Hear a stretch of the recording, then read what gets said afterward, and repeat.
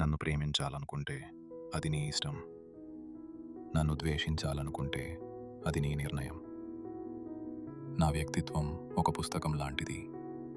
అది నేను రాసుకున్న నా కథ. ఎవరి కోసం నేను దానిలోని పేజీలు చించేయను. నన్ను ఇష్టపడి చదివితే అది నీ ప్రేమ. నచ్చకపోతే మూసేసి వెళ్ళిపోవచ్చు. అది నీ నిర్ణయం. ప్రతి మనిషికి ఒక స్వంత ప్రపంచం ఉంటుంది. దానిలో ఆ మనిషి రాజురాణి. ఎవరి కోసమో ఆ రాజ్యాన్ని కూలదోయను. నా ప్రపంచంలోకి రావడం నీ ప్రేమ. బయట నుంచే చూసి వెళ్ళడం నీ నిర్ణయం. నిన్ను ప్రేమించే మనిషికి నువ్వు ఎలా ఉన్నా ప్రేమ ఉంటుంది. లేకపోతే అది ప్రేమ కాదు, ఒక అంచనా మాత్రమే.